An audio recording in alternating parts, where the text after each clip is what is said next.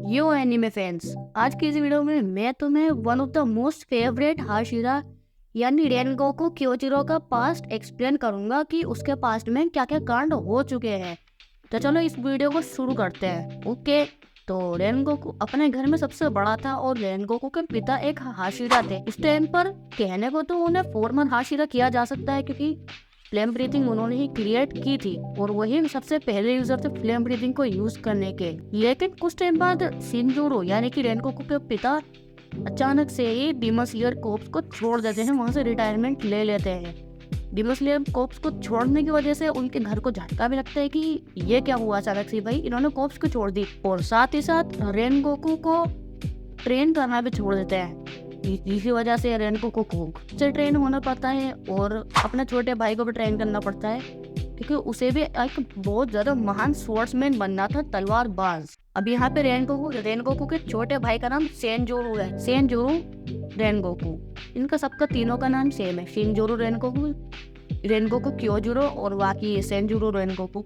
तो कंफ्यूज मत होना। और रूका यानी रेनगोकू की माँ की भी किसी बीमारी की वजह से डेथ हो जाती है, लेकिन रूका रेनगोकू से कहती है कि तुम हमेशा कमजोरों की मदद करना। और रूका की डेथ सेनजोरू के पैदा होने के कुछ साल बाद हो जाती है किसी बीमारी के चलते ही।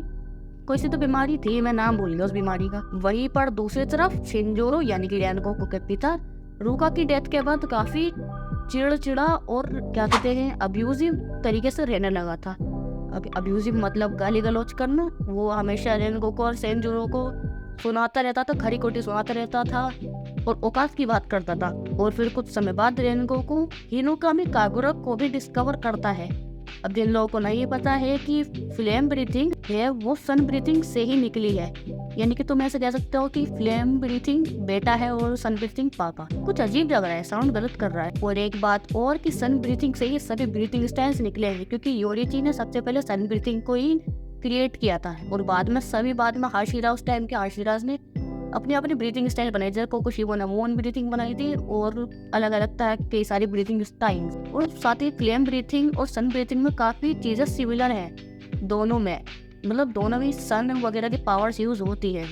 खैर वापस टॉपिक पे आते हैं। तो अब रेनगोकू परफेक्ट डीमन स्लेयर बन चुका था यहाँ तक। अब मतलब अपने खुद से ही ट्रेनिंग ले लेकर खुद से ही एक परफेक्ट डीमन स्लेयर बन चुका था। और यही तक भी वो अपने छोटे भाई यानी कि सेनजोरू को अभी भी ट्रेन कर ही चले जा रहा था। और फिर कुछ समय बाद रेनगोकू को फ्लेम हाशिरा का भी टाइटल मिल चुका था, यानी कि अब वो एक हाशिरा बन चुका है और अब वो डीमंस की मवेली कर रहा होगा मतलब। लेकिन कुछ समय बाद रेनगोकू की एक लड़की से मुलाकात होती है। चलो मैं तुम्हें 3 तक का टाइमर देता हूँ, बताओ कि कौन होगी वो लड़की हिसाब से। 1 2 3। अगर जिन्होंने सही गेस कर लिया तो एकदम बढ़िया, नहीं कर पाए तो मैं बताता हूँ कि वो लड़की कोई और नहीं, एक स्ट्रॉन्ग गर्ल यानी कि मित्सुरी थी। हाँ, इस टाइम तक तो मित्सुरी कोई हाशिरा वगैरह नहीं थी क्योंकि वो अभी तो रेनगोकू की एक स्टूडेंट थी। लेकिन ट्रेनिंग के दौरान ही मित्सुरी ट्रेनिंग करते करते फ्लेम ब्रीथिंग को ही मास्टर नहीं कर पाती, मतलब उससे फ्लेम ब्रीथिंग यूज ही नहीं हो पा रही, तो अपनी वो खुद की ब्रीथिंग स्टाइल बनाती है जिसका नाम है लव ब्रीथिंग। क्योंकि फ्लेम ब्रीथिंग जिस तरह मैंने बताया था, सन ब्रीथिंग से फ्लेम ब्रीथिंग आई, उसी तरह फ्लेम ब्रीथिंग से अभी लव ब्रीथिंग आई। हाँ, यहाँ पे फिर से कुछ हुआ है। खैर इन्हीं हिसाब में घूमते फिरते मित्सुरी और रेनगोकू की मुलाकात एक डीमन से होती है जो उस टाइम पर 12 किजुकी के अंदर था। ध्यान रखना 12 किजुकी के अंदर, और वो लोअर मून 2 था, काफी पावरफुल। मतलब वो डीमन मित्सुरी और रेनगोकू पर हमला करता है, लेकिन रेनगोकू फिर भी कैसे न कैसे करके उसके डॉज हमले को कर रहा था। लेकिन यहाँ तक भाई रेनगोकू की सच में हालत खराब हो चुकी थी, मतलब बंदा खूनम खान हो गया, आकाजा वाला सेम सीन। लेकिन यहाँ पे उसका डोनट नहीं बना और वो डीमन साथ ही साथ उन काफी गुस्से से भी हमला कर रहा था। अब वो इसीलिए कर रहा था क्योंकि रेनगोकू के पिता यानी कि शिनजोरो, उन्होंने एक टाइम पर उस डीमन को मारा था, लेकिन वो डीमन मुजान की तरफ भाग गया था वहां से, जिससे वो डीमन को नहीं मार पाए। लेकिन अब वो आया है वापस डीमन रेनगोकू को मारने, जिसमें रेनगोकू के अलावा मित्सुरी पे भी हमला कर रहा था, जिससे रेनगोकू गुस्सा और वो सीधा वाइस डीमन पर हमला कर देता है और इसी तरह वो उस डीमन को मार देता है। तो बस इसके आगे तो बस वही सब है जो हमें सीजन 1 और 2 में दिखाया गया और बाकी म्यूगन ट्रेन आर्क में भी दिखाया गया था,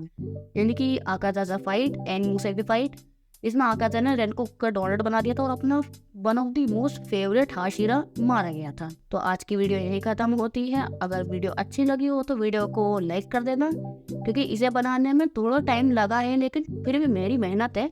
और चैनल सब्सक्राइब कर देना। मिलते हैं नई वीडियो में और बाय बाय ओटाकूज।